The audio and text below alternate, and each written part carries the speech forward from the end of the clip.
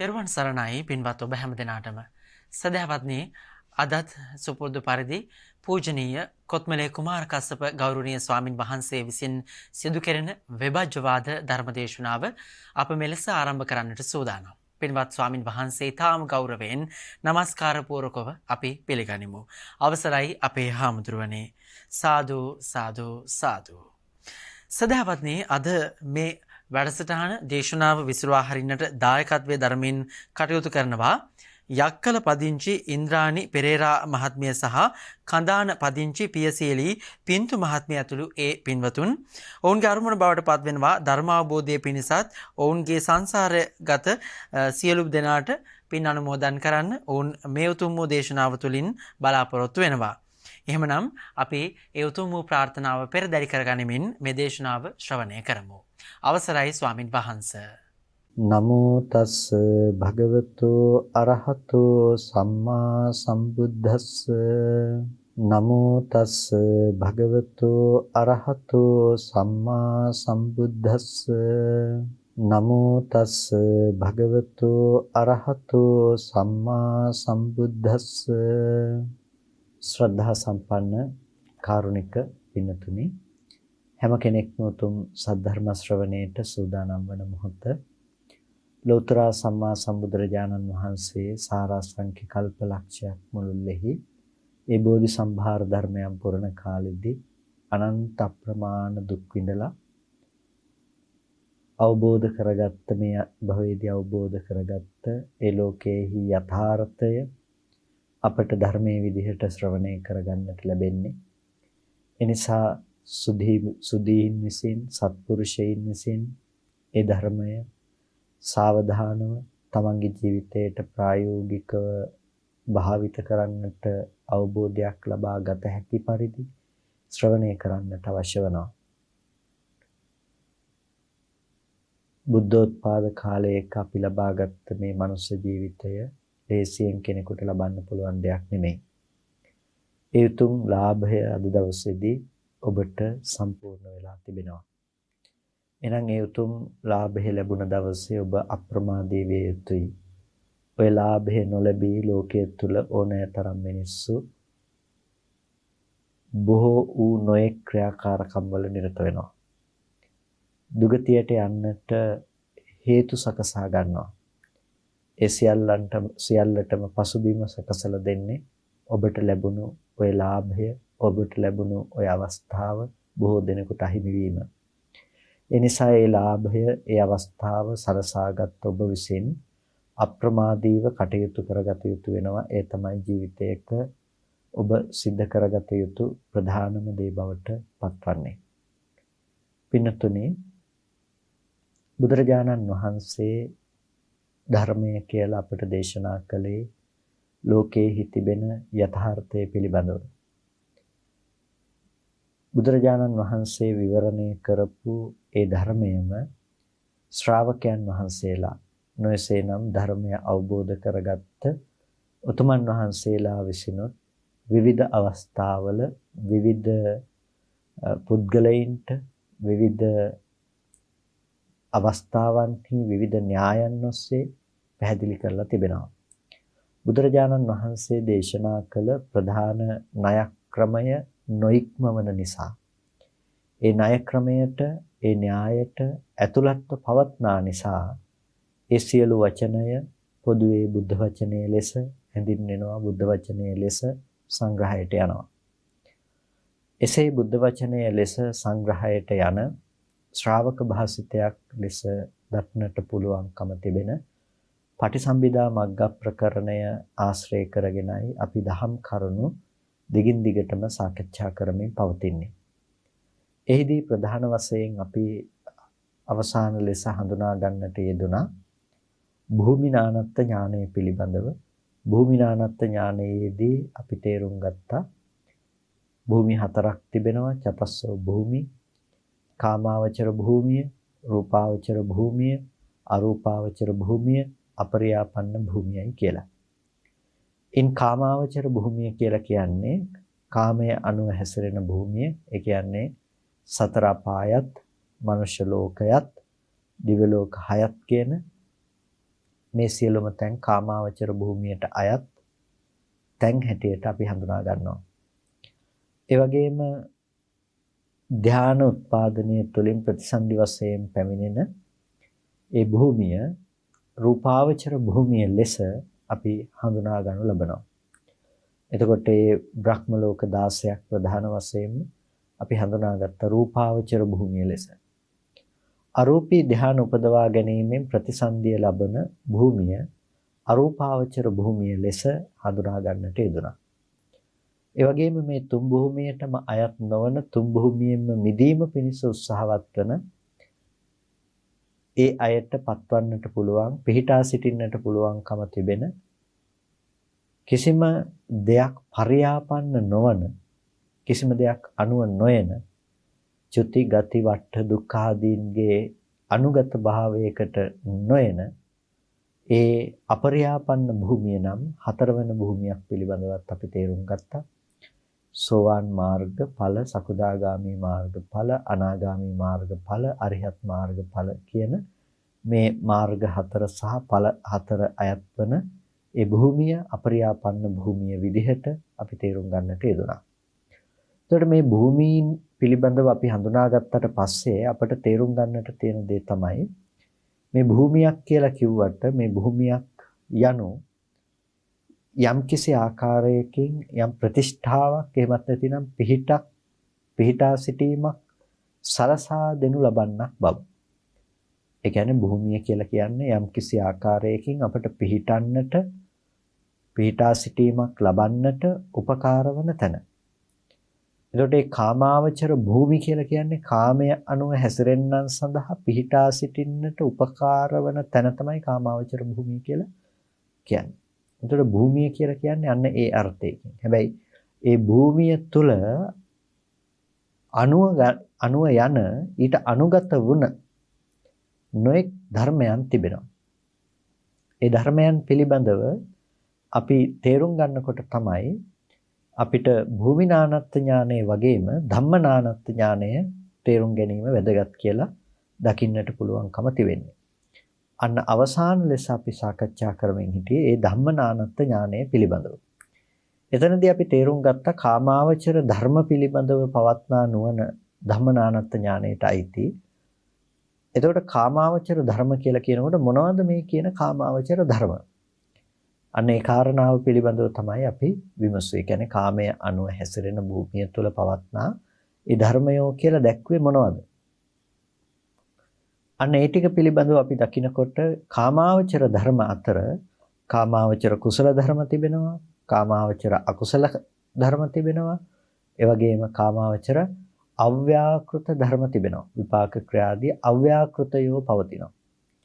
එතකොට මේ කාමාවචර භූමිය කියලා කියන්නේ මෙන්න මේ විදිහට කුසල අකුසල අව්‍යාකෘත කියන මෙන්න මේ ධර්මයන්ගෙන් සමන්විත දෙයක්.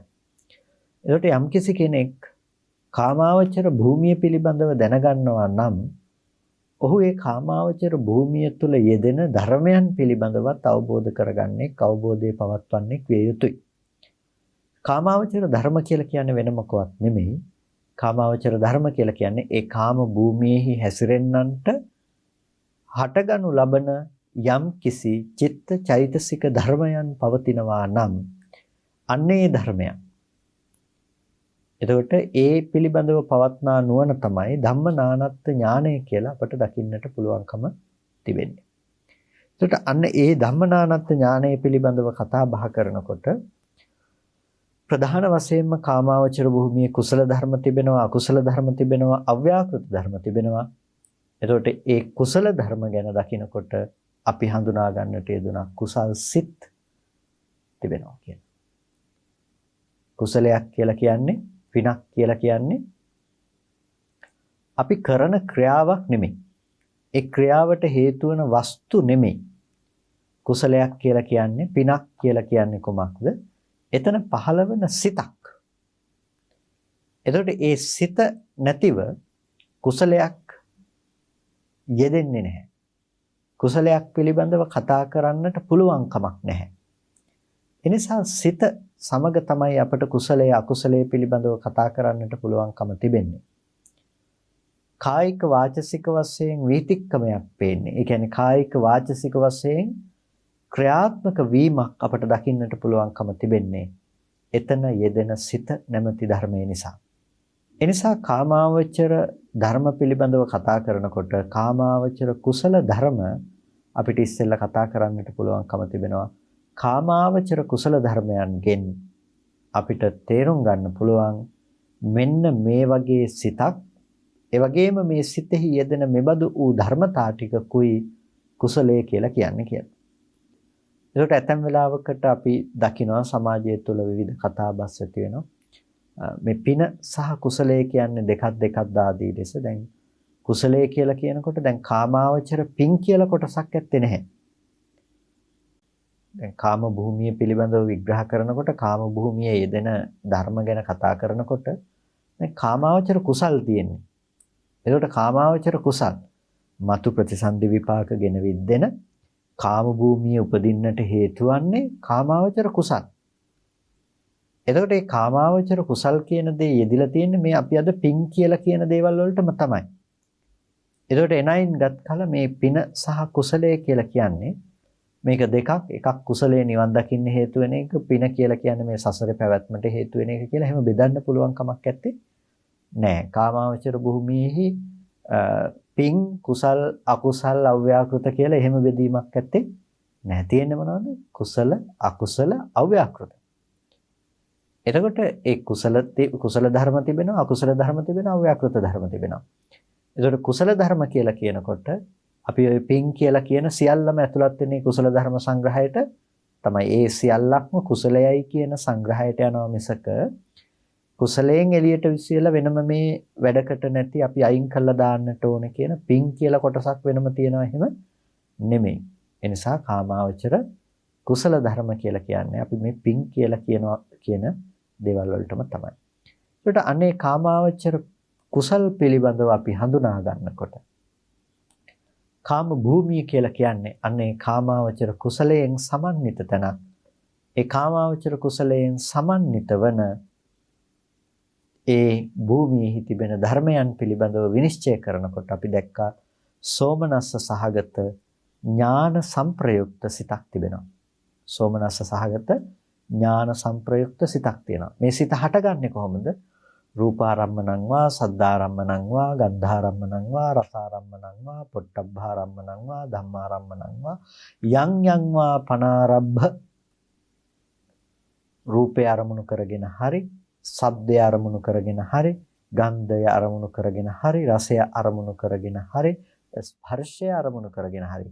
එහෙමත් නැත්නම් යං වා පනාරබ්බ යම් දෙයක් අරමුණු කරගෙන අරබයා මේ සිත උපදිනවා නම් තස්මින් සමේ පස්සෝ හෝති සමේහි ස්පර්ශය තියෙනවා. මෙහෙමනේ විග්‍රහ කරන්නේ. එතකොට මේ විග්‍රහය දිහා අපි බලනකොට අපිට පේනවා ඒ සිතක් උපදින්නට උපස්තම්භක වෙනවා යම් කිසි ආරම්මණයක්. ආරම්මණයක් නැතිව කිසිම සිතක් උපදින්නේ නැහැ.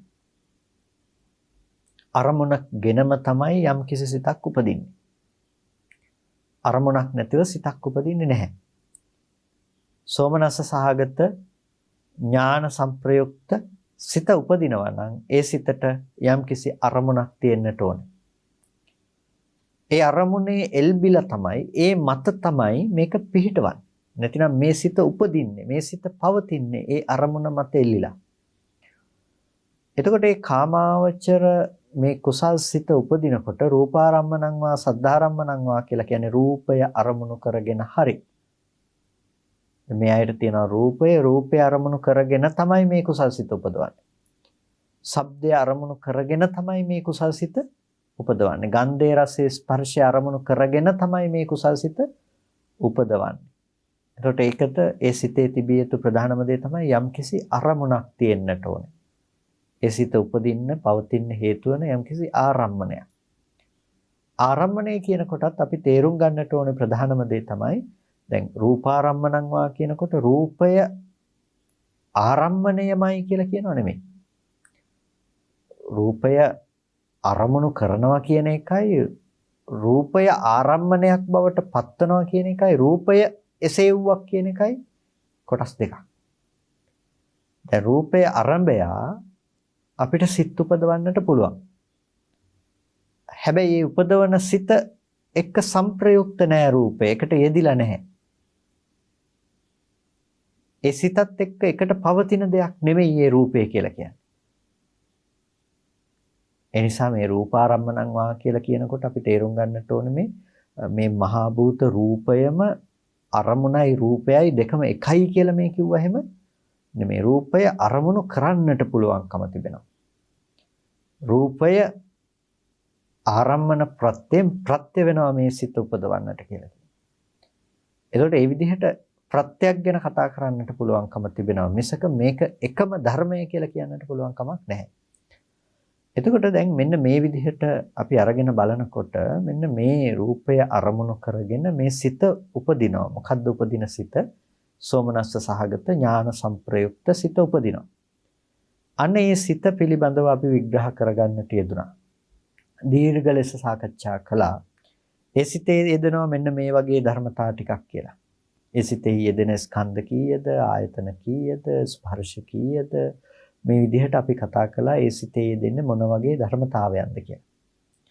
එතකොට ඒ සිතේ යෙදෙන ධර්මයන් පිළිබඳව අපි කතා කරනකොට අපි තේරුම් ගන්නට යෙදුනා කාමාවචර කුසල් සිතක් වුණත් මේ කුසල් සිත සෝමනස්ස සහගතයි සතුටින් සිද්ධ කරන තැනක යෙදෙන දෙයක්. ඒ වගේම ඥාන සංප්‍රයුක්තයි මේ සිත සම්මා දිට්ඨිය හා සංප්‍රයුක්ත සම්මා දිට්ඨිය හා යුක්ත වුණ දෙයක් කියලා. එතකොට මේ සිතේ තිබෙන විශේෂත්වයක් මොකද්ද? පළවෙනි එක තමයි සෝමනස්ස සහගත බව, දෙවෙනි එක තමයි ඥාන සංප්‍රයුක්ත බව කියන එක.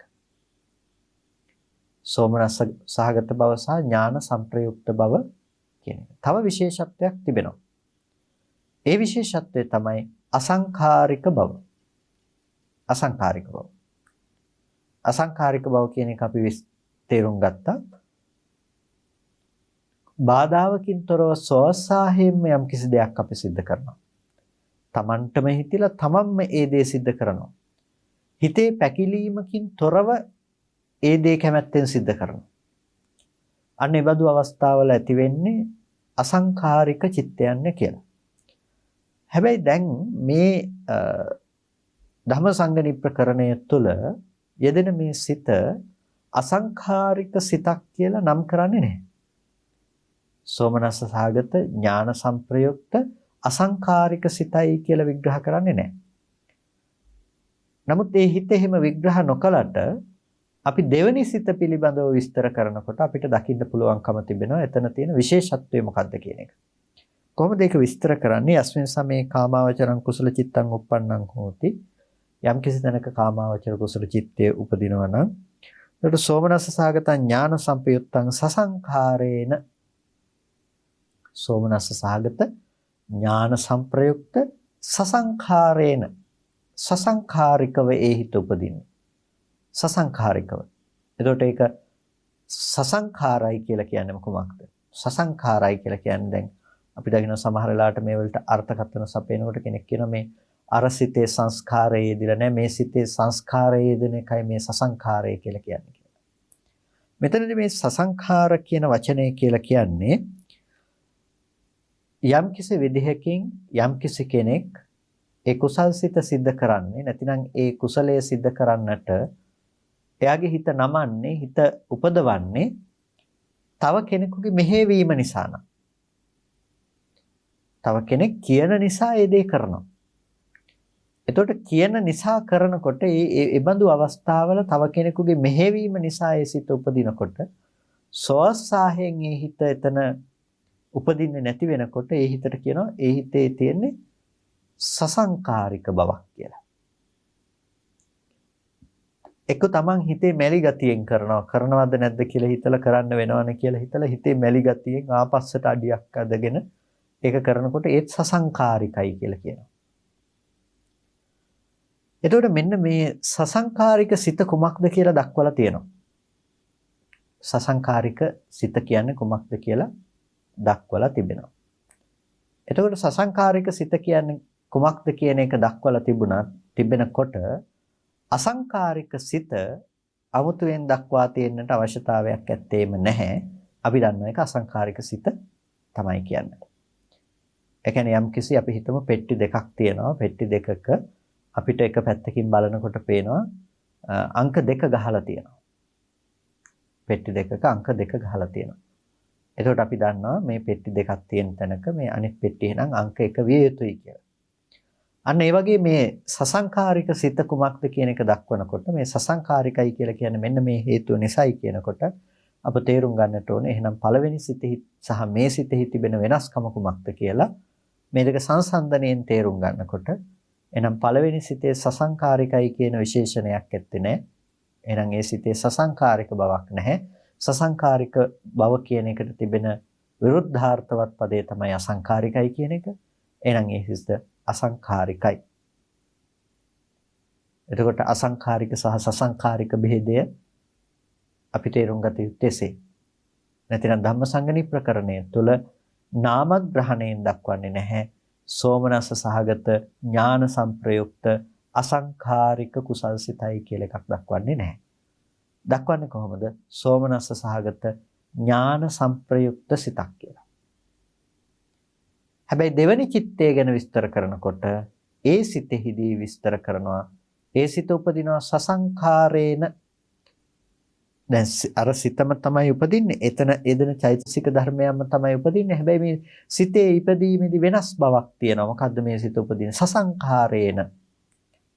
සසංඛාරයේ විසින් තමයි මේ සිත උපදවන්නේ. එතකොට එකම හිතේ එක විදිහේ චෛතසික ධර්මයන් නෙදුනට අර විදිහේ වෙනස්කමක් මේ සිත් දෙක අතර දකින්නට පුළුවන්කම තිබෙනවා. අසංඛාරික බව සහ සසංඛාරික භවයි කියලා අපි මේ කොටස් දෙක පිළිබඳව අපි තේරුම් ගන්නවා. එතකොට දැන් මෙතනදී මේ සසංඛාරික භවයේ නැතිනම් මේ සසංඛාරික සිත උපදිනකොට උපදින අනික් ධර්ම දිහා බලනකොට අර අපි අසංඛාරික සිතේ කතා කළා වගේම ඒ ස්පර්ශය තියෙනවා කියලා අපි කතා කළා නම් ඒ ස්පර්ශයේ වේදනාදී ඒ අනිකුත් ධර්මයන් තිබෙනවා නම් ඒ ධර්ම ටික ඒ විදිහටම පවතිනවා. ඒකට මෙතනදී තිබෙන විශේෂත්වය තමයි වෙනස් වෙන්නේ කොහොමද? අර අසංඛාරික සහ සසංඛාරිකයි කියන මේ ගති ලක්ෂණය පමණයි. මොන වගේ අවස්ථාවලදීද මේක වෙන්නේ කියලා ඔබටම තේරුම් ගන්නට පුළුවන්. ඔබේ ජීවිතය තුළ ඔබ මේක දකිනකොට පිනක් කරනකොට ඇතැම් වෙලාවට කෙනෙක් ඒ පින්කම කරන්නේ හොඳ දෙයක් කියලා දන්නවා. ඒකත් එක්ක සතුටින් ඒක කරනවා. හැබැයි ඒක කරන්නේ තව කෙනෙක් එක්ක යාළුවොත් එක්ක ගිහිල්ලා යාළුවෝ කියන නිසා, මිත්‍රයෝ එකට මඟ පෙන්වන නිසා. තව කෙනෙක් ඒක හොඳයි කියලා දන්නවා, දැනගෙන ඒක කරනවා. හැබැයි ඒක කළත්, එයා ඒක සතුටින් කළත්, එයාට ඒකෙදි හිතේ ටිකක් පසුබැස්මක් තියෙන එක सिद्ध කරන්නට. අන්න ඒ බඳු අවස්ථාවල මේ අසංඛාරික සිත් නෙමෙයි වැඩාත් උපදින්නේ සසංඛාරික සිත.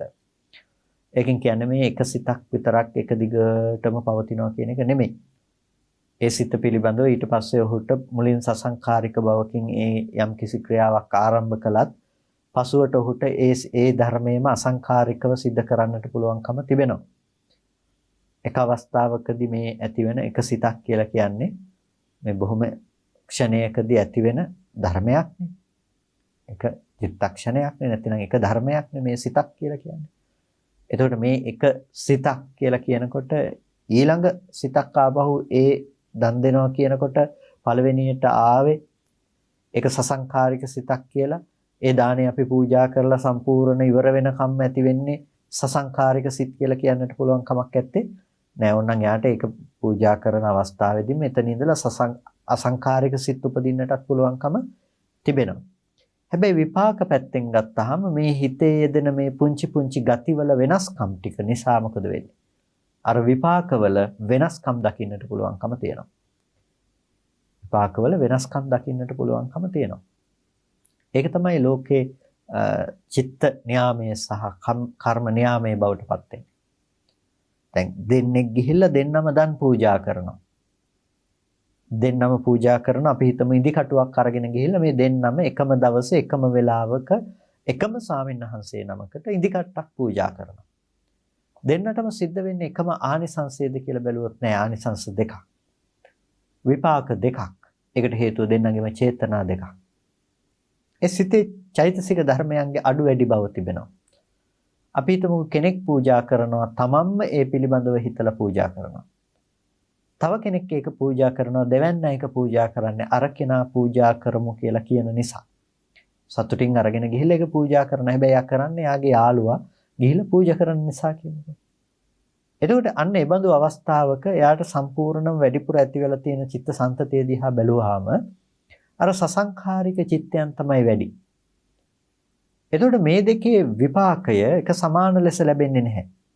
අසංඛාරිකව හටගත්ත දැන් මේ සිත අරමුණු කරගෙන මේ අවස්ථාව අරමුණු කරගෙන එයා ප්‍රතිසන්දි වශයෙන් යනවා නම් යම් තැනකට. එතකොට කෙනෙක් ඒක කරලා තියෙන සසංඛාරික භාවයකින් කෙනෙක් කරලා තියෙන අසංඛාරික භාවයෙන් අනිවාර්යයෙන්ම ඒ මත ලැබෙන ප්‍රතිසන්දිය වෙනස් වෙනවා. ලෝකේ ස්වර්ණ භව සහ දුර්වර්ණ භව ඇති වෙන්නට හේතු ওই විදිහට සැකසෙන්නේ. ඒ කියන්නේ ලෝකේ අපි හොඳ මිනිස්සු නරක මිනිස්සු කියලා අපි පෝසත් මිනිස්සු දුප්පත් මිනිස්සු කියලා අපි වර්ගීකරණයන්ට ලක් කරාට ඒ තුළ තියෙන කම්මං සත්‍යේ විභජති අදිතං හීන ප්‍රණීතතාවය. කර්මයන්නේ සත්‍ය කර්මයෙන් බෙදා දක්වන්නේ හීන ප්‍රණීත වශයෙන්. ඉතින් හීන ප්‍රණීත භාවයේ කතා කරනෝනේ හීන ලෙස කරන ලද කර්මයේ විපාක හීනයි. ප්‍රණීත ලෙස කරන ලද කර්මයේ විපාක ප්‍රණීතයි. එතකොට අසංඛාරික සිත සහ සසංඛාරික කියන සිතයි කියන මෙන්න මේ කුලකයට ඇතුළත් කරගෙන අපි හීන ප්‍රණීත බව කතා කරොත් අසංඛාරික සිත ප්‍රණීතයි සසංඛාරික සිත හීනයි.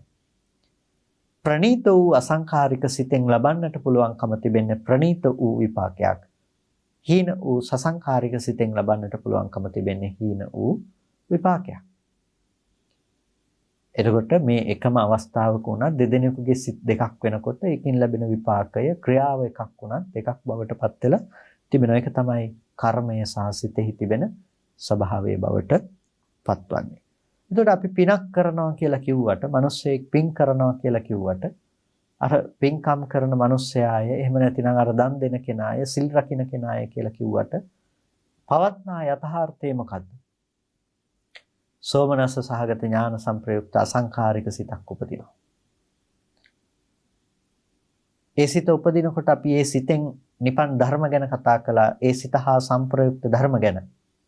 එතකොට එතන චේතනාදී ඒ පවත්නා අනිකුත් ධර්මයන් තුලින් ඇති කරනු ලබන ඒ ගති පිළිබඳව කතා කළා. කායික වාචික වශයෙන් වීතික්කමයක් සිද්ධ වෙන්නේ කොහොමද කියලා. එතකොට මේ සිත නිසා සිදුවන ක්‍රියාවලියත් අපිට පේනකොට ඒ ශක්ති විශේෂයක් අපිට පේනකොට අපිට පේනවා මිනිස්සෙක් නොවේ නැතිනම් මේ ඉන්න පුද්ගලයෙක් නොවේ හේතු නිසා හටගත්ත ධර්මයක් හේතු නැති වෙනකොට නැති වෙලා යනවා. මේ සිතක් උපදිනවා මේ සිත ඉතුරු නැතුව නැති වෙලා යනවා. මේ සිත උපදිනවා මේ සිත ඉතුරු නැතුව නැති වෙලා යනවා.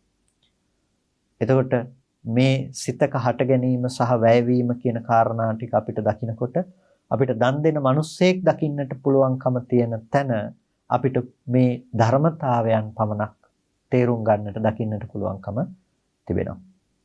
මේ දැනුම අපිට ප්‍රයෝගී වන්නේ යන්නේ එතෙන්ට. එහෙම නැතිනම් අපි මේක පොඩි සටහනක් ගහගෙන කටපාඩම් කරගෙන උදේ හවස කියව හිටියා කියන එකෙන් අපිට මේකෙන් දැනුමක් ලැබෙන්නේ නැහැ. නැතිනම් අපිට මේකෙන් අවබෝධයක් ඇති වෙන්නේ නැහැ. පාඩම් කරගෙන ඉඳීම කියන එක නෙමෙයි බුදුරජාණන් වහන්සේ බලාපොරොත්තු වූ දේ බවට පත්වන්නේ. නිවීම කෙනෙක් තමාගේ සිත තුළ උපදව ගන්න නිවීම තමයි බලාපොරොත්තු වූ දේ බවට පත්වන්නේ. ඒ නිවෙන ධර්මය තමා නිවි ලෝකයටත් නිවෙන්නට පැවැත්වීම. ඒ නිසා අපි මේක පාඩමක් කියන තැනකට සීමා නොවි මේ තුළ අපේ ඥාන දර්ශනයට එකතු කරගත යුතු කොටස් ටික සත්පුද්ගල බව පිරිසිදු දැකලා සත්පුද්ගල බව දුරු කරගන්නට අපි එකතු කරගත යුතු කොටස් ටික පිළිබඳව තමයි අපි ප්‍රධාන වශයෙන් මේ කාරණා පිළිබඳව කතා කරනකොට අවධානය යොමු කළ යුත්තේ අපේ ඉලක්කය යොමු කළ යුතුව පවතින්නේ. එතකොට අපි හඳුනාගත්ත පළවෙනි සිත කියන්නේ කුමක්ද? දෙවෙනි සිත කියන්නේ කුමක්ද කියන එක පිළිබඳව අපි මෙතනදී හඳුනාගත්තා. දැන් අපි බලමු තුන්වෙනි සිත කුමක්ද කියන එක. තුන්වෙනි සිත තමයි යස්මින් සමේ කාමාවචරං කුසල චිත්තං uppannං හෝති සෝමනස්ස සහගතං ඥාන විප්පයුත්තං රූපාරම්මණං වා සද්ධාරම්මණං වා ගන්ධාරම්මණං වා රසාරම්මණං වා පොට්ටබ්බාරම්මණං වා ධම්මාරම්මණං වා යං යං වා පනාරබ්බ තස්මේ සමේ පස්සෝ හෝති වේදනා හෝති. ඒතකොට දැන් ඔන්න මෙතනදී විශේෂත්වයක් දකින්නට පුළුවන්කම තිබෙනවා. මොකද්ද? දැන් පළවෙනි හිත අපි කතා කළේ සෝමනස්ස සහගත සතුටින් කරන්නේ. ඒ වගේම ඥාන සංප්‍රයුක්තයි. ඒ සිතේ නුවණ යෙදිලා තියෙනවා.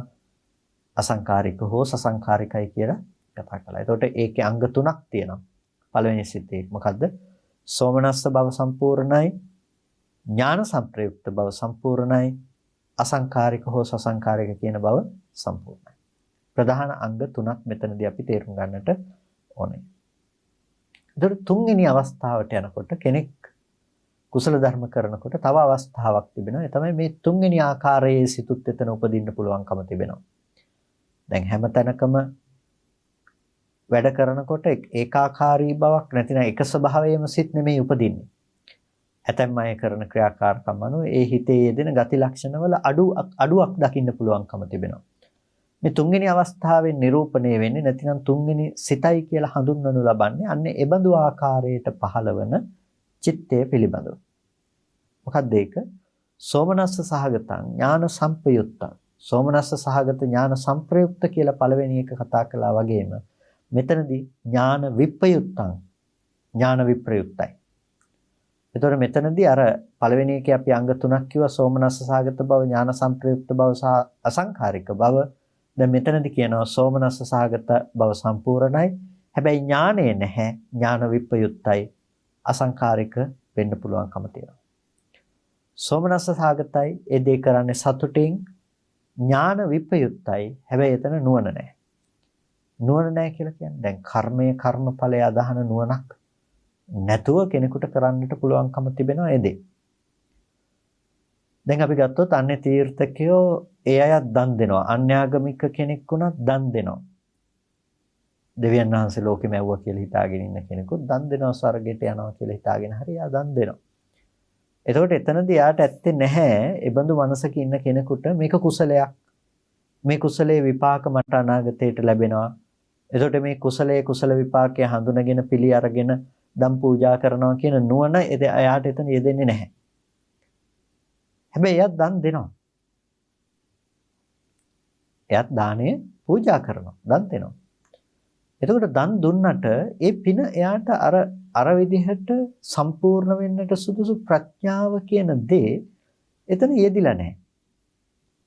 අන්න ඒ හේතුව නිසා තමයි මේ සිත හඳුන්වන්නේ සෝමනස්ස සහගත ඥාන විප්පයුත්තං. මේ තුන්වෙනි සිතේ ස්වභාවය මොකද්ද? ඥාන විප්පයුත්තං. ඥාන විප්‍රයුක්තයි. නුවණ යෙදිලා නැහැ. එතන ප්‍රඥාව යෙදිලා නැහැ. මේ සිත උපදින්නේ කොයි අවස්ථාවකදීද?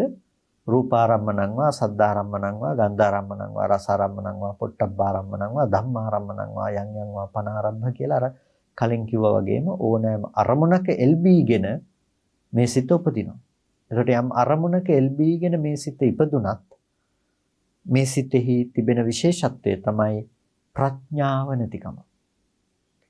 එනිසා දැන් අර හිත යෙදෙනකොට හිත ගැන කතා කරනකොට අපි පළවෙනි කුසල් සිත පිළිබඳව කතා කිරීමේදී අපි කතා කළා මේ පස්සෝ හෝති වේදනා හෝති සංඥා හෝති ආදී ලෙස කතා කරනකොට ඒ සිතේ යෙදෙන ගති පිළිබඳව කතා කළා. නැතිනම් අපි හඳුනාගත්ත එකට කියනවා චෛතසික ධර්ම සහ අනිකුත් ඒ සිත හා සංප්‍රයුක්තව සිත හා එකට පවත්නා ධර්ම කියලා.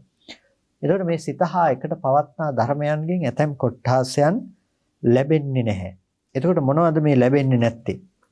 දැන් ලැබෙනවා අපි සබ්බචිත්ත සාධාරණයි කියලා කතා කළානේ සියලුම සිත්වලට මේ ඔක්කොම සාධාරණයි කියලා.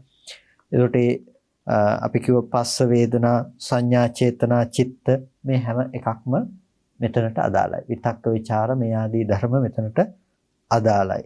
එතකොට දැන් මෙතනදී ඇත්තේ නැහැ අර ප්‍රඥාවට අදාළ දේවල් ටික. ප්‍රඥාවට අදාළ දේවල් කියලා කිව්වේ දැන් ප්‍රඥාව ඉන්ද්‍රිය ධර්මයක් විදිහට නෑ, ප්‍රඥාව බල ධර්මයක් විදිහට නෑ, සම්මා දිට්ඨිය පංචාංගික මාර්ගයේ විදිහට නෑ, සම්මා දිට්ඨිය දිට්ඨියක් විදිහට නැහැ. ඒකට දැන් මෙන්න මේ විදිහට යම් කිසි විදිහකින් අර පළවෙනි කුසල්සිත හා සමග යෙදී තිබුණා නම් යම් ආකාරයකින් සම්මා දිට්ඨිය ප්‍රඥාව මේ ආකාරයට තිබෙන ධර්ම. දැන් හේතු විදිහට ගත්තොත් ලෝභ, ද්වේෂ, මෝහ කියලා අකුසල හේතු තුනක් අපි කතා කරනවා. අලෝභ, අද්වේෂ, අමෝහ කියලා කුසල හේතු තුනක් කතා කරනවා. අමෝහ කියලා කියන්නේ ප්‍රඥාව. එතකොට ඥානය. එතකොට මේ ඥාන විප්‍රයුක්ත සිතේ අමෝහය තියෙන්නට පුළුවන් කමක් නැත්තේ නෑ. අමෝහ අවස්ථාවක් තියෙන්නට පුළුවන් කමක් නැහැ. එකකින් කියන්නේ අමෝහය නෑ කියලා කියන්නේ මෝහය තියෙනවා කියන එක එහෙම නෙමෙයි. ඒ සිත ඇතුලේ මෝහය තියෙනවා කියන්නට පුළුවන් කමක් නැත්තේ නැහැ. හැබැයි ඒ සිතෙහි අමෝහය නැතිනම් ප්‍රඥාව යෙදිලා නැහැ. ප්‍රඥාව යෙදිලා නැහැ. එතකොට මේ විදිහට දැන් හේතු විදිහට දක්වනකොට කොහොමද දක්වන්නේ? අලෝභෝ හෝති අදෝසෝ හෝති අමෝහෝ හෝති කියලා එක දක්වන්නේ නැහැ. එතකොට දැන් සම්මා සංකප්පෝ හෝති සම්මා වායාමෝ හෝති ආදී ලෙස දක්වනවා මිසක සම්මා දිට්ඨි හෝති කියන එක දක්වන්නේ නැහැ. එතකොට අර යම් කිසි අවස්ථාවක ප්‍රඥාව හඳුන්වන දේවල් තිබුණා නම් ප්‍රඥාව යෙදෙන ධර්මය තිබුණා නම් ඒ ධර්ම මේ සිතේ පවතින්නේ නැහැ. ඇයි මේ සිත ඥාන විප්‍රයුක්ත සිතක්. එතකොට කෙනෙකුට ඥාන විප්‍රයුක්ත සිත් හට ගන්නට පුළුවන්කම තිබෙන්නේ කොයි වගේ අවස්ථාවලද? කර්මයේ කර්මඵලයේ පිළිබඳව අවබෝධයක් නැතිව දෙනකොට මේ වගේ සිත් උපදින්නට පුළුවන්කම තිබෙනවා. හැබැයි බලවත් සිත් බවට පත් වෙන්නේ මොනවද? ඥාන සංප්‍රයුක්ත සිත්. ප්‍රඥාවෙන් අපි අවබෝධ කරගෙන කරන දේ තමයි බලවත් කුසල් සිත් ලෙස අපිට දකින්න පුළුවන්කම තිබෙන්නේ. ඥාන විප්‍රයුක්ත සිත් එච්චර බලවත් වන්නේ නැහැ. එතකොට අපි අර හීන සහ ප්‍රනීත විදිහට කතා කරනකොට අපි දකිනවා ඥාන සංප්‍රයුක්ත සිත ප්‍රනීතයි, ඥාන විප්‍රයුක්ත සිත හීනයි. ඥාන සංප්‍රයුක්ත සිතින් කරන්නා වූ යම් කර්මයක් තිබෙනවා නම් ඒකට ප්‍රනීත වූ විපාකයක් ලබන්නට පුළුවන්කම තිබෙනවා. ඥාන විප්‍රයුක්ත සිතින් කරපු කර්මයට හීන වූ විපාකයක් ලබන්නට පුළුවන්කම තිබෙනවා. එතකොට ඒක තමයි ස්වභාවය. දැන් කර්මයේ කර්මඵලයේ පිළිබඳව 아무තු පිළිගැනීමක් ඇත්තේ නැහැ. දරුවෙක් යමක් අතේ තිබෙන දෙයක් දෙමව්පියන්ගේ කීමක් මත හෝ තව කෙනෙකුට දෙනවා. එතකොට නැතිනම් දෙමව්පියන් දෙන නිසා හෝ ඔහු ගිහිල්ලා ඒ දේ දෙනවා. එතකොට මේ දීම තුල එතන ඇත්තේ නැහැ අර කර්මයේ කර්මඵලය අදහන නුවණක් එයාට දෙන්නේ නැහැ. එතකොට ඒ බඳු අවස්ථාවල හිතේ ස්වභාවය තමයි ඥාන විප්‍රයුක්තයි. හැබැයි යා සතුටින් ඒක කළා තියෙනවා. එක්ක යාම හිතලා කළා තියෙනවා. එහෙම නැතිනම් තව කෙනෙකුගෙන් මෙහෙවීමක් මත ඒ දේ සිද්ධ කළා තියෙනවා. හිතේ පසුබැස්මක් සහිතව හෝ කළා තියෙනවා. අන්න ඒ බඳු අවස්ථාවල ඒ සිත උපදින්නේ ඥාන විප්‍රයුක්ත සිතක් විදිහට. කර්මයේ කර්මඵලයේ පිළිබඳව අවබෝධයක් නැති කෙනෙකු විසින් දන් දෙනවා. ඒ කෙනා විසින් හොඳ දේවල් සිද්ධ කරනවා. අන්න ඒ බඳු අවස්ථාවලත් මේ ඥාන විප්‍රයුක්ත සිත් උපදින්නට පුළුවන්කම තිබෙනවා. එතකොට අපි සිත පිළිබඳව අවධානය යොමු කරනකොට අපි දකිනවා ඥාන සංප්‍රයුක්ත සිතෙහි බලවත් බව සහ ඥාන විප්‍රයුක්ත සිතෙහි තිබෙන දුර්වල බව. සම්පූර්ණම ත්‍රි හේතුයෙන් හේතුවක්ම අයින් වෙලා තියෙනවා. හේතු තුනනේ අලෝභ, අදේශ, අදෝස, අමෝහ කියලා කියන්නේ. ඒකට සම්පූර්ණ අමෝහ කියන හේතුවම අයින් වෙලා අලෝභ, අදෝස කියන හේතු දෙක විතරයි මේ සිතේ පවතින්නේ. හේතු දෙකයි හේතුකයි. එතකොට මේ හේතු දෙකක පැවැත්මක් විතරයි මෙතනදී දකින්නට පුළුවන්කම තිබෙන්නේ. එතකොට මේ සිතෙත් අසංකාරික සහ සසංකාරික බෙහෙදේ තිබෙනවා. අසංකාරික සහ සසංකාරික බෙහෙදේ තියෙනවා. සෝමනස්ස සාගතයි, ඥාන විප්‍රයුක්තයි. හැබැයි මේ සිත තමාගේ සෝත්සාහයෙන් කෙනෙකුට කරන්නට පුළුවන්කමක් තිබෙනවා. පරෝත්සාහය නිසා කරන්නට පුළුවන්කමක් තිබෙනවා. අන්න එතකොට මේ සිත අසංකාරික සසංකාරික බෙහෙදේට අයිති කියලා කියනවා. එතකොට සිත් මෙතන කීයද? 4ක් තිබෙනවා. මොකද්ද? පළවෙනි දෙක සෝමනස්ස සහගත, ඥාන සංප්‍රයුක්තයි, නුවණ යෙදිලා තියෙනවා. අසංකාරික සසංකාරික බෙහෙදෙන් 2යි. ඒ වගේම සෝමනස්ස සහගතයි, ඥාන විප්‍රයුක්තයි. ඥාන විප්‍රයුක්ත නිසා ඒ සිත අසංකාරික සසංකාරික බෙහෙදේන 2ක් වෙනකොට අර පළවෙනි එකෙන් වෙනස්ව වෙන 2ක්. එතකොට සිත් 4ක් වෙනවා. එතකොට මෙන්න මේ විදිහට කුසල ධර්ම කියනකොට ප්‍රධාන වශයෙන්ම අපිට සිත් 4ක් පිළිබඳව හඳුනා ගන්නට පුළුවන්කම තිබෙනවා. ඒ වගේම අපිට තුන්වෙනි කුසල් සිත මේ විදිහට අසංකාරික ඥාන විප්‍රයුක්ත සිත හැටියට හඳුනාගත්තා වගේම සතරවෙනි සිත එතකොට ඥාන විප්‍රයුක්ත සසංකාරික සිත බවට පත් වෙනවා. එතකොට පස්වෙනි හිත විදිහට නැතිනම් තවත් අවස්ථාවක් විදිහට කුසල ධර්ම સિદ્ધ කරනකොට කෙනෙකුට හට ගන්නට පුළුවන් තවත් අවස්ථාවක් විදිහට අපිට දකින්නට පුළුවන්කම තිබෙනවා. ඒ සිත සෝමනස්ස සහගත නැහැ. ඒ සිත සෝමනස්ස සහගත බවකින් යුක්ත නැහැ. සෝමනස්සය කියලා කිව්වේ ඒ සිත සතුටින් කරනවා. නැතිනම් තමාගේ හිතෙහි සුඛ වේදනාවෙන් යුක්තව තමයි ඒක කරන්නේ. සිතෙහි සෝමනස්සයක් කියලා ගතිය නැතිනම් සිතේ ඇති වෙන සොම්නස් සහගත බව සැප වේදනාව. එතකොට කෙනෙක් දන් දෙන්නේ කැමැත්තෙන් මේ දේ කරනකොට එයාගේ හිතේ පවතින සොම්නස් සහගත ස්වභාවයක්. හැබැයි තව කෙනෙක් ඉන්නවා ඒ ක්‍රියාව සිද්ධ කරනකොට එයාගේ හිතේ අර ඔද වැඩි බවක් ඇත්තේ නැහැ. ඒ පිළිබඳව නැවත නැඹුරු වීමක් නැහැ. සමහර වෙලාවට ඒක එයාට පුරුද්දට ගිහිල්ලා ඒක එයා සාමාන්‍ය මට්ටමින් සිද්ධ කරගෙන යනවා. අන්න ඒ බඳු අවස්ථාවල එයාට උපදින්නේ උපේක්ෂා සහගත සිත. උපේක්ෂා සහගතයි. ඒ සිත තුළ එයාට සෝමනස්ස සහගත බවක් ඇත්තේ නැහැ. දැන් උපේක්ෂා සහගත බව ගැන කතා කරනකොට උපේක්ෂා සහගත බවෙත් අපිට අවස්ථා දෙකක් පිළිබඳව හඳුනා ගන්නට පුළුවන්කම තිබෙනවා.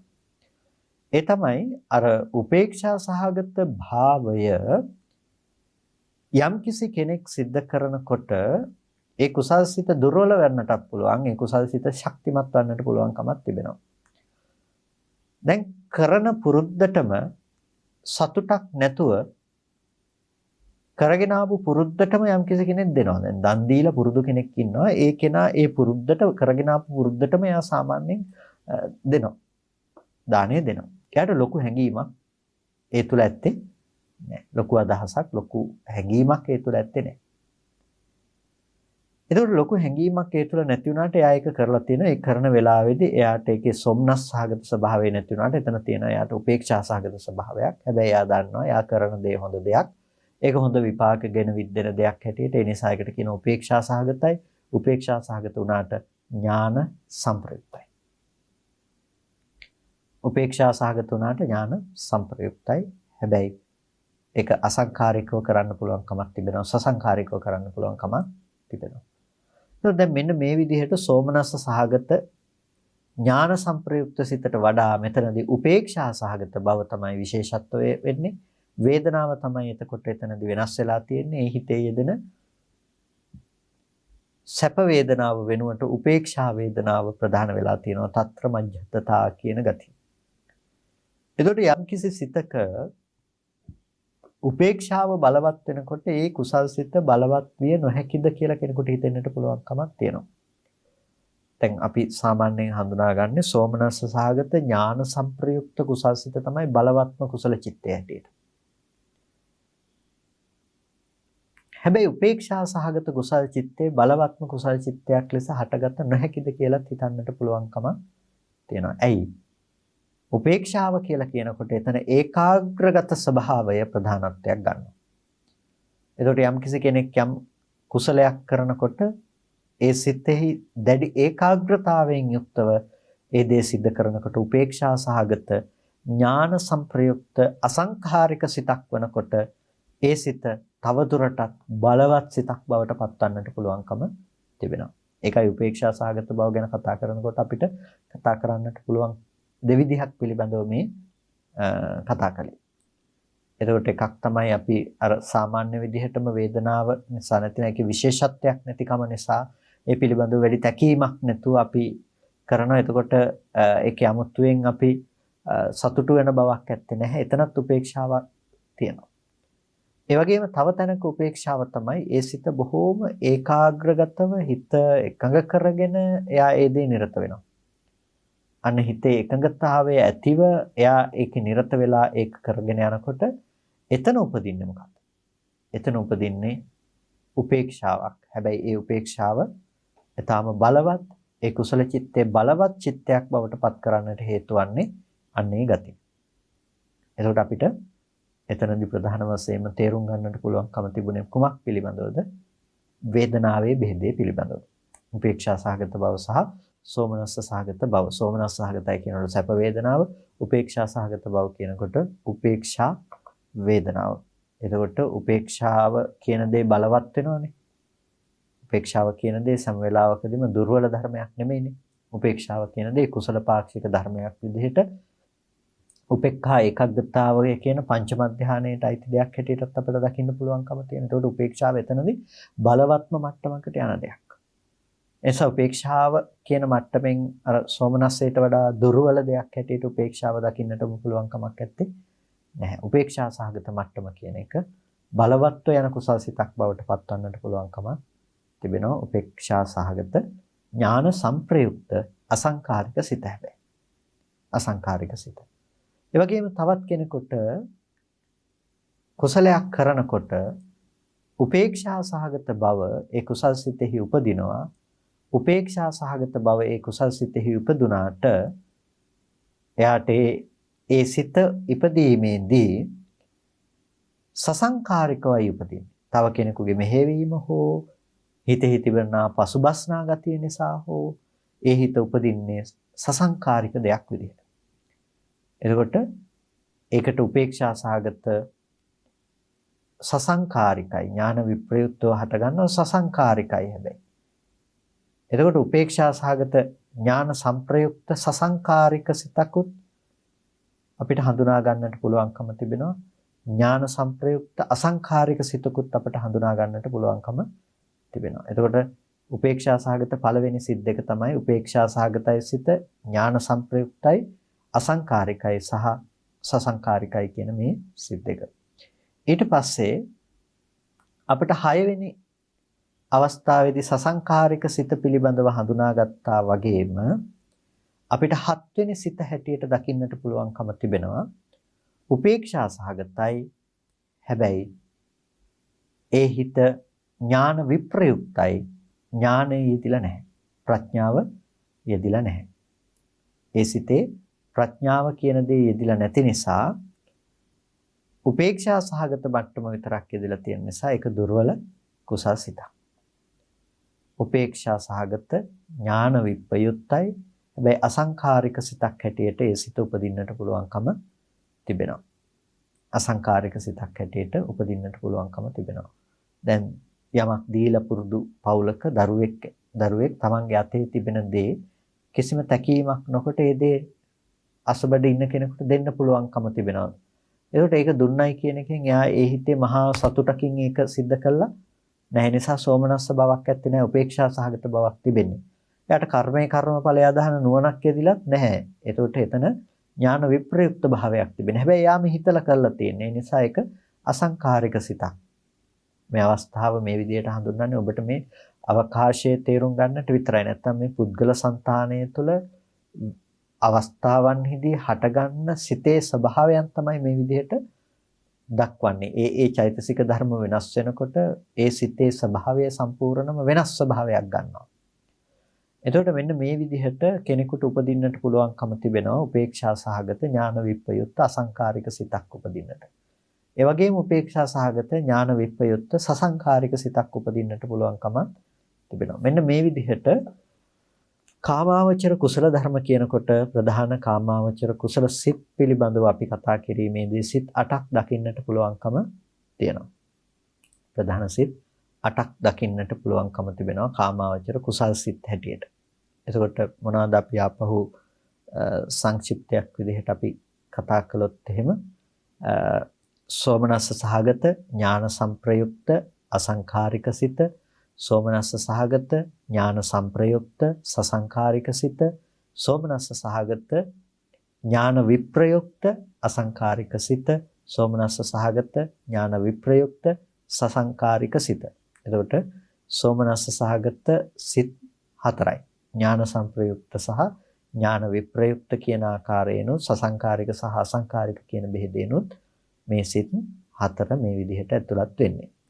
ඊට පස්සේ උපේක්ෂා සහගත ඥාන සංප්‍රයුක්ත අසංකාරික සිත, උපේක්ෂා සහගත ඥාන සංප්‍රයුක්ත සසංකාරික සිත, උපේක්ෂා සහගත ඥාන විප්‍රයුක්ත අසංකාරික සිත, උපේක්ෂා සහගත ඥාන විප්‍රයුක්ත සසංකාරික සිතයි කියලා මේ සිත උපේක්ෂා සහගත සිතක් විදිහට අපිට කොටස් 4කින් දකින්න පුළුවන්කම තිබෙනවා. එතකොට මෙන්න මේ තමයි කාමාවචර කුසල චිත්තය.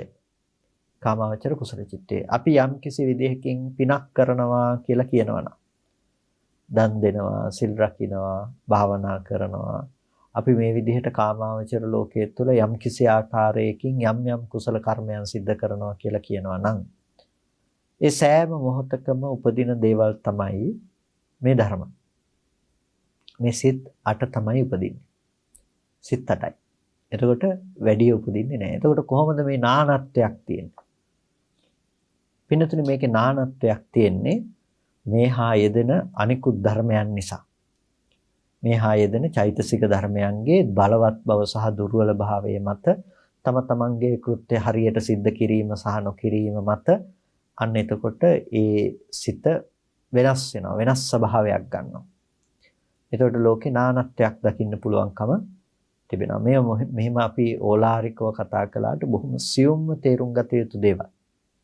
මේ කියන්නේ මේ දානයක් දෙනකොට මුල ඉඳලා අග අවස්ථාව වෙනකම් මේ එක අවස්ථාවක් වගේ මේ ලොකු කතාවක් නෙමෙයි. මේ මොහොතක් ගානේ ක්ෂණයක් යන අසුරු සැනක් ගහන මොහොතේදී මේ වගේ ලක්ෂ ගානක් හටගෙන නැති වෙලා ඉවර වෙන මේ සියුම් ධර්මයක් පිළිබඳවයි මේ කතා කරන්නේ. එතකොට ඒ හිතේ පවත්නා අයබඳු වූ ස්වභාව ලක්ෂණයන්, ගති ලක්ෂණයන් තිබෙනවා. ඒ ස්වභාව ගති ලක්ෂණයන් නිසා තමයි ඒ සිත බලවත් බව සහ දුර්වල භාවයකට පත් කරන්නට පුළුවන්කම තිබෙන්නේ. ඉතින් අපි දානයක් පූජා කරනකොට කෙනෙකුට ඒ හිත පුරුදු කරන විදිහ අනුව ඒ හිත සෝමනස්ස සහගත ඥාන සංප්‍රයුක්ත අසංඛාරික සිතක් විදිහට උපදවන්නට පුළුවන්කම තිබෙනවා. එතකොට සමස්ත දන් දෙන අවස්ථාව තුළ එක පැම් කෝප්පයක් අරගෙන ගිහිල්ලා පූජා කරනවා කියලා කියන්නකෝ. ඒ අවස්ථාව තුළ මේ සෝමනස්ස සහගත ඥාන සංප්‍රයුක්ත අසංඛාරික සිත් කෝටි ප්‍රකෝටි ගාණක් හටගෙන ඉවරයි.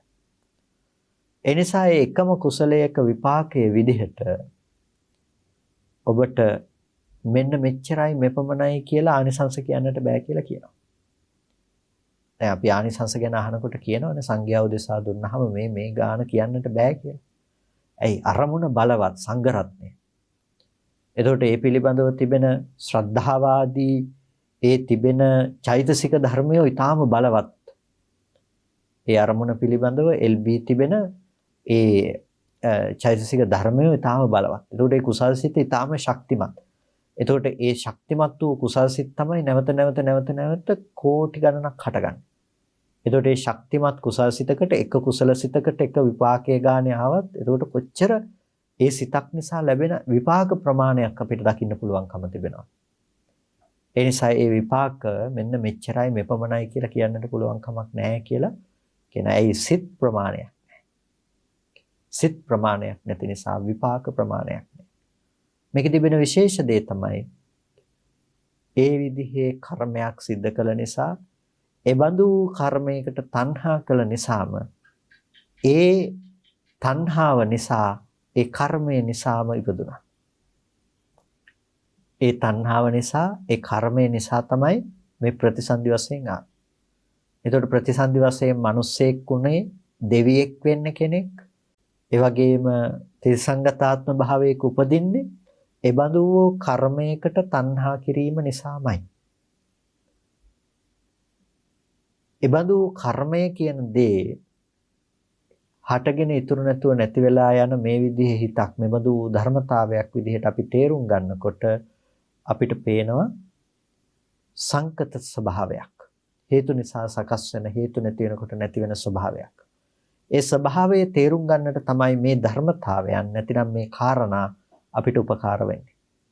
එතකොට අපි මේ පිළිබඳව දැනුම ඇති කරගෙන ඉන්නකොට මේ පිළිබඳව අපි හිතෙන් අවබෝධයක් ඇති කරගෙන ඉන්නකොට ඒ තුල ගොඩනැගෙන ඥානය, ඒ තුල අපිට ගොඩනැගෙන අවබෝධය ඊටාම වැදගත් වෙනවා. අපේ විපස්සනාව නැතිනම් අපි හිත දියුණු කරනකොට නුවණින් සත්‍ය අවබෝධ කරගන්නට යනකොට ඒ දැනුම, ඒ ඥානය අපිට ඊටාමත් උපකාර වෙනවා. ඒ ඔස්සේ ගිහිල්ලා තමයි අපිට යම් කිසි විදිහකින් මාර්ගඵල අධිගමයන් ලබනවා නම් ලබන්නට පුළුවන්කම තිබෙන්නේ. ඒකෙන් කියන්නේ මේ තිබෙන සිත් ටිකයි මේ සිතේ තියෙන චෛතසික ධර්මතා ටිකයි ඔබ සියල්ලම කටපාඩම් කරගෙන ඉන්න ඕන කියන එක නෙමෙයි. හැබැයි මෙබඳු ධර්මයක් සිත කියලා කියන්නේ. ඒ සිතේ යෙදෙන්නේ මේ බඳු වූ ස්වභාව ලක්ෂණයන්නේ. ඒ ධර්මයෝ ස්පර්ශ ප්‍රත්‍යයෙන් ඉපද ස්පර්ශ නිරෝධයෙන් නිරුද්ධ වෙන ධර්මයන්නේ. සිත හා එකට ඉපද සිත නිරුද්ධ වෙනකොට නිරුද්ධ වෙන ධර්මයන්නේ. එහි පින් කරන්නා වූ පුද්ගලයෙක් නැත. මෙන්න මේ ඥානය ඊටාම වැදගත් වෙනවා.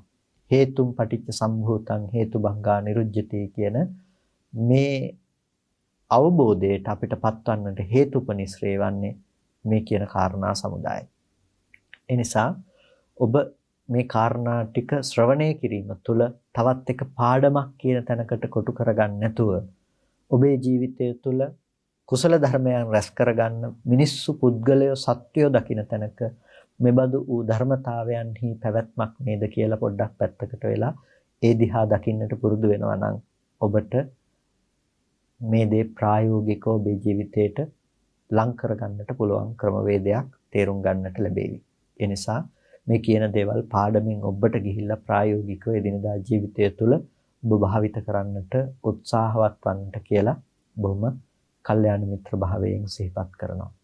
හොඳයි කල්පනා කරගන්න අද දවසේදී සද්ධර්ම ශ්‍රවණය කරලා යෝනිසෝ මනසිකාරයේ පවත්තලා බොහොම වටිනා කුසලයක් සිදු කරගන්නට යෙදුනේ. මේ සිදු කරගත්ත සියලුම කුසල ධර්මයන් අපි අනුමෝදන් කළ යුතු අයට අනුමෝදන් කරමු. පළමුවෙන් අපට අර්ථයෙන් ධර්මයෙන් අනුශාසනා කළ ධර්මාචාර්ය අවසරයි මාංකඩවල සුදස්සන ස්වාමීන් වහන්සේට, අවසරයි මාංකඩවල නන්දරත්න ස්වාමීන් වහන්සේට, ස්වාමීන් වහන්සේලා දෙනමතම උතුම් නිවනින් සැනසීම පිණිසම මේ කුසලය හේතු පාරමිතාවක්ම වේවා කියලා සාදු කියලා පින් අනුමෝදන් කරනවා. ඒ වගේම සියලු දෙවියෝ මේ පින් සතුටින් සාදුනාදයෙන් අනුමෝදන් වනු ලබත්වා. දෙවියන්ටත් මේ පින් උතුම් නිවනින් සැනසීම පිණිසම හේතු පාරමිතාවක්ම වේවා කියලා සාදු කියලා හැමදෙනාම දෙවියන්ටත් පුණ්‍ය අනුමෝදනා කරන්න. තමන් නමින් මිය පරලොව ගිය සියලුම ඥාතීන්ට පුණ්‍ය අනුමෝදනා කරන්නට. ඒ පින්වත් සියලු දෙනා නමින්ම මිය පරලොව ගිය මෙලොව වශයෙන් හෝ සාංශාරික වශයෙන් මේ ගිහිල්ලා යම් ඥාතිවරයෙක් පින් බලාපොරොත්තු වෙනවා නම් සෑම සියලු ඥාති වර්ගයාම මේ පින තමන් කළ පිනක් මෙන් සතුටින් සාදුනාදයෙන් අනුමෝදන් වනු ලබත්වා. ඒ ඥාතීන්ට උතුම් නිවනින් සැනසෙන්නටම මේ කුසලය හේතු උපනිශ්‍රේම වේවා කියලා සාදු කියලා එදෙනාම ඥාතීන්ට පුණ්‍ය අනුමෝදනා කරන්න. ඒ වගේම ධර්ම ශ්‍රවණය කළ පින්වත් ඔබ සෑම සියලු දෙනාටත් මේ උතුම් කුසල කර්මය නිදුක් නිරෝගී සුවපත් බව චිරජීවනයේ සරසාගෙන අමා මහ නිවනින් සැනසීම පිණිසම හේතු පාරමිතාවක්ම වේවා කියලා සාදු කියලා පින් අනුමෝදන් වන්න. හැම දිනාටම තෙරුවන් සරණයි. සදහවත්නි අදත් විභජ්‍යවාද දේශනාව පවත්වා වදාළ පූජනීය කොත්මලේ කුමාර කස්සප ගෞරවනීය ස්වාමින් වහන්සේට නිදුක් නිරෝගී චිරජීවනයේ ලැබේවායි අපි ප්‍රාර්ථනා කරමු. සාදු සාදු සාදු. අද මේ වැඩසටහන දේශනා විසුරුවා හරින්න දායකත්වයේ ධර්මයෙන් කටයුතු කළේ යක්කල පදිංචි ඉන්ද්‍රානි පෙරේරා මහත්මිය සහ කඳාන පදිංචි පියසීලි පින්තු මහත්මිය ඇතුළු ඒ පින්වතුන්. ඔවුන්ගේ අරමුණ බවට පත් වුණා. ඔවුන්ට ධර්ම අවබෝධය පිණිසත් ඔවුන්ගේ සංසාරගත සියලුම දෙනාට පින් අනුමෝදන් කිරීමත් ඔවුන්ගේ අරමුණ බවට පත් වුණා. ඒ සියලු අරමුණු එලෙසින් මිට වේවායි ප්‍රාර්ථනා කරමින් විභජ්‍යවාද මේ ධර්මදේශනාව වැඩසටහන නිමාවට පත් වෙනවා. හැම දිනාටම තෙරුවන් සරණයි.